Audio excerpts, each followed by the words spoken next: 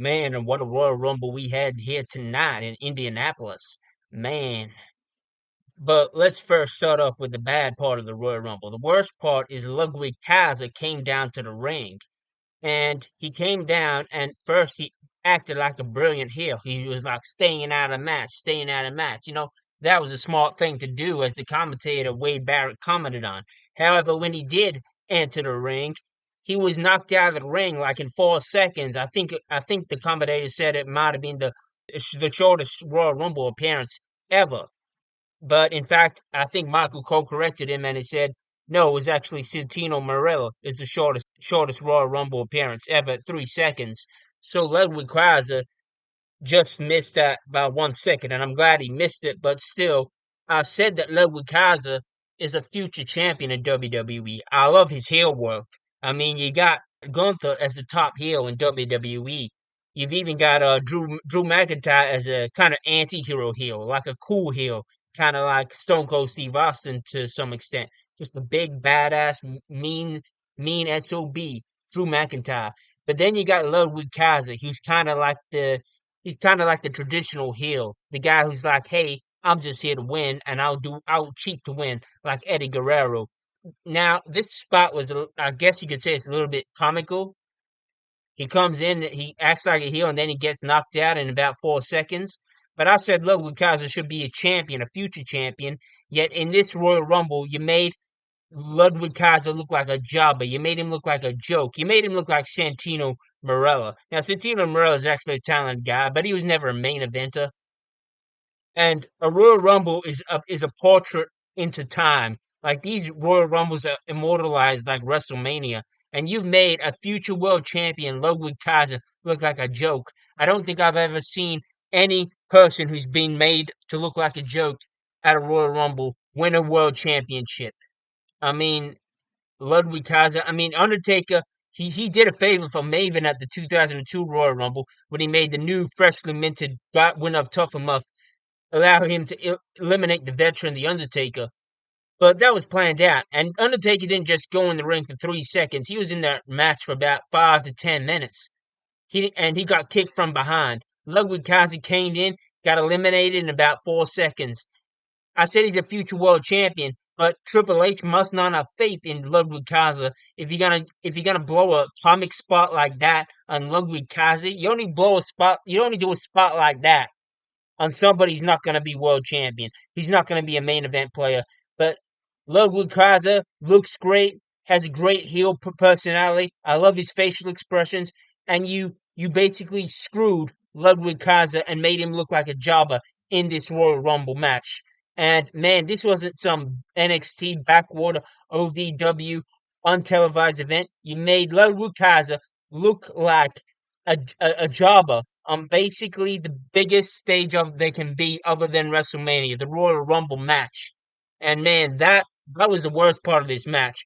But other than that, I enjoyed this Royal Rumble. This Royal Rumble was really great, really incredible, really thrilling. I mean, maybe the first half of the match wasn't that great, but at least it had anticipation of all the guys, all the superstars who are going to enter the ring later in the match. I'm talking John Cena, CM Punk, Logan Paul, maybe even some surprise entrance. And man, I was very impressed, and I thought maybe there was too many top guys entering the ring in the last 10. Maybe there should have been some more superstars towards the front part of the Royal Rumble. But you know what? I was kind of okay. That wasn't really a major problem. This match, first of all, the Royal Rumble started with Rey Mysterio and Penta, which is maybe a future WrestleMania match this year. And man, Rey Mysterio and Penta look really good. There was a spot where it may have looked like Penta's both his feet hit the floor, but only one feet hit the floor. The commentator said, and yeah, at the time it looked like only one foot hit the floor, but on the replay, yeah, it did actually. I checked the replay on Netflix later on, and yeah, it did look like feet hit the floor, but no big deal because I didn't even notice it the first time I saw the elimination. Man, and let's get to entrant number 23, John Cena. And this was a guy who I predicted would probably be the second choice to win the Royal Rumble.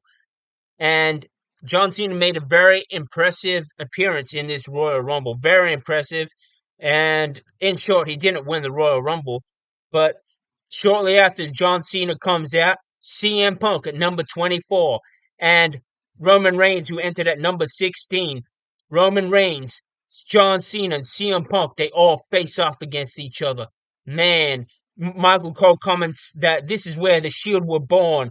This city is where the Shield were born. This city is where the Shield will be reunited. And man, is this the city they were born? Because I'm not sure. I'm not sure. I think I must have missed that episode of WWE.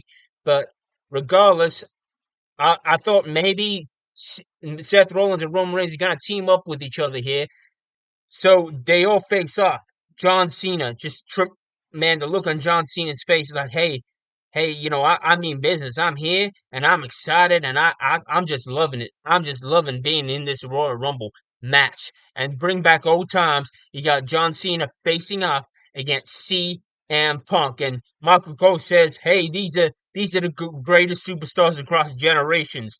John Cena, Roman Reigns, CM Punk, all facing off against each other. And the look on CM Punk's face in this moment was just incredible. And this is one of the great moments of this Royal Rumble match, to have these three guys who are basically a legend of their own particular era in WWE.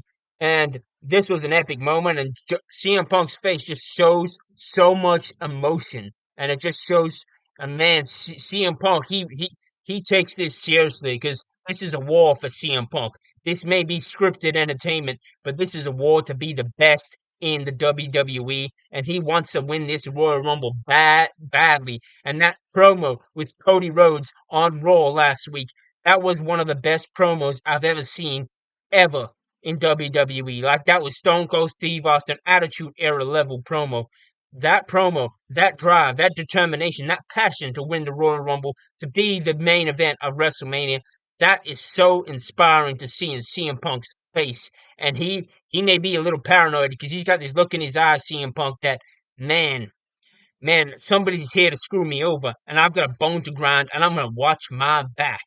And then number 25. I mean, Cena, Rollins, they just stand in the ring for about 60 seconds. They don't even, they just, the heat, the energy of these superstars just facing off against each other. CM Punk comes down. They don't fight. They just stand there for 60 seconds. And then we hear the timer. John Cena looks at the bell, and they're kind of waiting for the next guy to come in, and the next guy, burn it down. It's Seth Rollins. Seth Rollins comes out the ring, comes running, immediately charges after his enemy, CM Punk. Bang, bang, bang, and they're attacking each other. They're fighting each other, and man, this Royal Rumble is totally hectic and out of control. And then, last but not least, number 30 enters the ring, Logan Paul. And man, what Logan Paul did, this is one of the most memorable spots in the Royal Rumble match. Logan Paul is an incredible heel. He basically was outside on the apron. He jumped onto the announcer's table, and man, you gotta have some leap in your step. I think Logan Paul is about 6'2", so he's a pretty tall guy. He leaped with those long legs onto the announcer's table, and he just stood there laughing like a heel for like 3 minutes, just standing outside the ring. Eventually, he walked around the barricade and then jumped, made a pretty tough jump onto those steel stairs, and he could have broken an ankle if he didn't do it perfectly. But he jumped from the barricade onto the ring. His feet never touched the floor, and that was a very memorable moment from Logan Paul. Anyway, we get back into the ring. Seth Rollins, soon after, goes for the curb stomp on Roman Reigns. Roman Reigns dodges. Roman Reigns then goes to the Superman punch on Seth Rollins. Seth Rollins dodges. Roman Reigns then clotheslines Seth Rollins outside onto the apron. Then CM Punk takes the opportunity, sneaks up behind these two guys in the apron, eliminates them, throws both Reigns and Seth Rollins outside the ring. And then Logan Paul sneaks up beside CM Punk and out of the ring. CM Punk's 2 feet just up and over the rope and outside the ring. And man, that moment was a moment in time, because I could just remember CM Punk's feet going out the ring, and I almost couldn't believe it. I almost couldn't believe it because what I was seeing, because I was so sure, so certain that CM Punk would win the match, because he had me and he had everybody convinced he was going to win Royal Rumble. If you watched Raw last week, that episode of Raw, that promo at the end of the show between Cody Rhodes and CM Punk, that was so convincing. You believed the passion in CM Punk, and you wanted to see this match, Cody Rhodes versus CM Punk. This is the match to book, and this is a WrestleMania level main event match that is more than worthy of being the main event of WrestleMania. And you saw the passion, you saw the conviction in CM Punk's voice, and man, probably every WWE fan wanted to see that match as the main event of WrestleMania. However, it looked unbelievable seeing CM Punk get eliminated like that, and he wasn't even in the final two or three. He was just, man, that was it was disappointing, a little disappointing. However, as we'll soon find out in the match, it wasn't super disappointing because obviously there are two champions, Gunther and Cody Rhodes. So CM Punk can go after one champion, and the winner of the match can go after the other. As long as the winner of the match goes after Gunther, and we don't have official confirmation that they are going to go after Gunther at this point, but it's pretty damn obvious in my opinion that it will be smart booking for the well, basically, a babyface won this Royal Rumble, so it would be stupid for the babyface to go after Cody Rhodes. And the person who did win the Royal Rumble, they got a lot of history with Gunther. So yeah, I think they got a bone to grind with Gunther. Anyhow, Logan Paul gets eliminated from the match. Eventually, we're down to just two men, John Cena and Jey Uso. And man, I was, I was about 99% certain when I saw John Cena as the last man with Jey Uso. I was 99% certain that John Cena would win the match. I thought it would have to happen. I thought John Cena versus Gunther at the main event of WrestleMania, the traditional baby face, maybe the best baby face of all time, John Cena, against maybe the best heel of all time, Gunther. That would be an incredible match. And you know what? Heel is going to do the job, but when a heel loses at WrestleMania, it's not that bad. It's not like, heel's got to do the job. It's just part of the storyline. And I don't think it would hurt Gunther to lose to a legend like John Cena, even though Gunther's probably not going to get his revenge because this will be the last WrestleMania for John Cena. Anyhow, unfortunately, as we later find out, John Cena and Jey Uso have a pretty good match and a pretty good exchange for about 3 to 5 minutes alone in this ring. John Cena go for the five knuckle shuffle. He then goes for the FU, but Jey Uso dodges, does the super kick into John Cena's jaw. John Cena's down. Eventually, they get to the apron. John Cena and Jey Uso out on this apron, exchanging punches, exchanging blows. John Cena hangs onto the rope, leans over like he's gonna fall out of the Elimination Chamber. His Royal Rumble, his last Royal Rumble shot, balancing by the edge. His last chance to win the Royal Rumble and main event WrestleMania one last time on the edge. Jey and John Cena come to blows, and then Jey hits John Cena, and then John Cena falls out, and I almost couldn't believe what I just saw. John Cena lost, and I thought that was bad for many reasons, but I thought the main reason it was bad was, first of all, I think everybody wants to see John Cena have success for this tremendous career that John Cena's had. I think they want to see, if you're going to send John Cena out, you're going to send him out winning the Royal Rumble and having one more main event shot at WrestleMania. But it wasn't going to go down like that tonight. And it was Jey Uso who won the Royal Rumble. And I predicted Jey Uso maybe had a 0.05% chance winning the Royal Rumble. I predicted CM Punk would have a 95% chance. I predicted John Cena would have a 2% chance. And in retrospect, maybe I was wrong to give CM Punk such good odds because I feel like there's a lot of heat and a lot of enemies that CM Punk has. And I thought someone should screw CM Punk. But the way CM Punk was eliminated, he wasn't really screwed. I said on my Royal Rumble predictions that maybe Hulk Hogan should team up with Seth Rollins or Drew McIntyre and screw CM Punk. But Hulk Hogan didn't make an appearance, unfortunately, even though CM Punk said, I'm going to throw Hulk Hogan's dusty old ass over the top rope. And that would have been epic if Hulk Hogan showed up in this match. But it seems they got real heat between CM Punk and Hulk Hogan, and that's the reason why Hulk Hogan couldn't work with Punk tonight. I mean, I guess Hogan and CM Punk want to tear each other's limbs off. You gotta make people who despise each other work together. You got Seth Rollins and CM Punk working with each other. You got Bret Hart and Shawn Michaels working with each other, but You couldn't get Hulk Hogan and CM Punk to work together. And I suppose that's a little different because Hulk Hogan's kind of retired. I heard he wanted to have a retirement match, but Hulk Hogan loves the spotlight. He loves the fans, and I'm sure he would have done a spot in the Royal Rumble if he didn't have genuine despising for CM Punk. I mean, we know Hulk Hogan didn't turn up in the Saturday night's main event, and maybe that was because he was received booze, or maybe it's because he felt disrespected when CM Punk called him out and said, "I'm gonna throw your dusty old ass over the top rope." So that would have been an epic moment if Hulk Hogan screwed CM Punk, but unfortunately, it doesn't look like that's going to happen. Maybe it'll happen between now and WrestleMania. Maybe it'll happen at the Elimination Chamber. But overall, I was very impressed with this match. It was an exciting match. There was a ton of energy. There was a ton of heat. I thought it might have been a little bit spoilish with CM Punk going head to head, face to face as Cody Rhodes. But then I thought, you know what? In retrospect, CM Punk can go against Cody Rhodes at WrestleMania, but he doesn't have to take the quote easy journey by winning the Royal Rumble. I think he's got a lot of heat with Seth Rollins and Roman Reigns, as we will find out. I mean, I don't think I mentioned this, but after Logan Paul eliminated CM Punk, there was a lot of stuff outside the ring. CM Punk looked genuinely disappointed, like he genuinely did not expect himself to lose this match. Seth Rollins then curb stomps Roman Reigns outside the ring. He then goes against CM Punk, beating CM Punk outside the ring. They brawl outside the ring.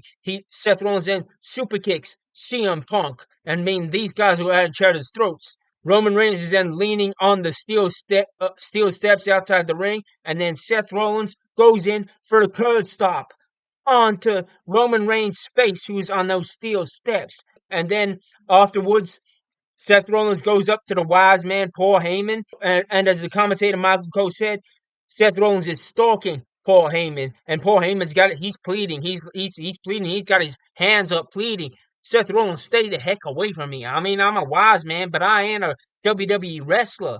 I'm just a little short 250-pound fat guy. And he's pleading, he's pleading. He's got those that baby face on, just pleading Seth Rollins, who looks totally angry and out of his mind. And man, that moment there, I mean, you got history. You got Cody Rhodes. I mean, you got CM Punk and Roman Reigns, two guys who are both known as the proteges or the former proteges of the wise man Paul Heyman. Roman Reigns still is essentially the protege of the wise man Paul Heyman. You got Seth Rollins, and man, what's going to happen between these guys? Is there going to be some sort of triple threat match at WrestleMania between these three guys? I would predict that all three of these guys are going to be in the Elimination Chamber on March 1. And on March 1, these three guys will settle their differences.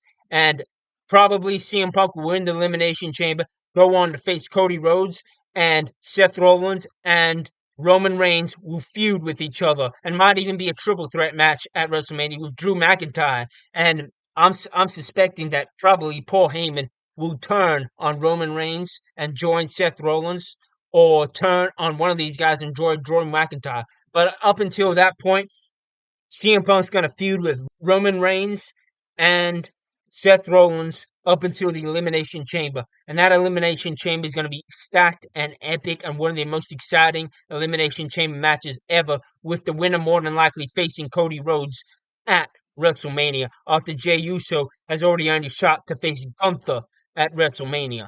So let me tell you how that match is going to go down. It's going to be a stacked match. It's probably going to be John Cena getting his last shot at his main event shot at WrestleMania. He may even win that match and face Cody Rhodes in his last ever WrestleMania. Or what's more likely is CM Punk wins. The other four entrants in that Elimination Chamber will be Roman Reigns, Seth Rollins, Drew McIntyre, and Logan Paul. And that's going to be a stacked Elimination Chamber match with six of the best stars in WWE. Logan Paul being one of the best heels, Drew McIntyre being one of the best heels, and that's going to be an epic, out of this world Elimination Chamber. That's going to be an Armageddon-like Elimination Chamber. I mean, the roof of that Elimination Chamber is going to come off the building. It's going to come off the chamber. That's going to be one of the most epic elimination chambers ever. Let me repeat that. Logan Paul, John Cena, Drew McIntyre, CM Punk, Seth Rollins, and Roman Reigns all in an elimination chamber March 1. I'm looking forward to it. I'll be reviewing it here on Wrestling Review. This was one of the best Royal Rumbles ever. I'm a little disappointed Jey Uso won the Royal Rumble, but if you watch my prediction show, I said that Jey Uso was probably unlikely to win the match, but I did think he had a small chance to win the match. But what I said in my predictions, yeah, I said that unlike all these other guys, unlike CM Punk, unlike John Cena, who I thought were more likely to win, Jey Uso, he has to win the Royal Rumble. Like CM Punk, he doesn't need to win the Royal Rumble. John Cena doesn't need to win the Royal Rumble. But Jey Uso, I think he needed to win the Royal Rumble to elevate himself to star status. Because I think a lot of people, like myself, who watched that generic Uso tag team for tens of years, for 10 years on WWE TV, and found that tag team absolutely boring, absolutely generic, absolutely forgettable. We needed to see a new life in Jey Uso. And Jey Uso got that new life with his Yeet music, the crowds chanting, Jey Uso has a new breath of life with this new persona of Jey Uso. So Jey Uso needed to win that match to be a star because the other guys, CM Punk, John Cena, they were all stars already. They didn't need to win this match. And I think there's more drama ultimately for the CM Punk going into WrestleMania with all the people he's feuding with Roman Reigns, Seth Rollins, Drew McIntyre. I mean, there's something called the hero's journey, and the hero's journey for CM Punk to get to WrestleMania is a whole lot more chaotic now that he has not won the Royal Rumble. And there's going to be a whole lot of chaos on Raw up until the Elimination Chamber, up until WrestleMania. And ultimately, CM Punk thrives on chaos. CM Punk thrives on the unknown, and CM Punk is the definition of drama in WWE. So ultimately, I think it's better for TV that CM Punk did not get the easy way to WrestleMania. So, if you agree with my review, if you agree or disagree with the booking of how Royal Rumble turned out, then let me know in the comments below. Subscribe and like this video if you enjoyed it. And see ya. I'll see you on the next episode of Wrestling Review.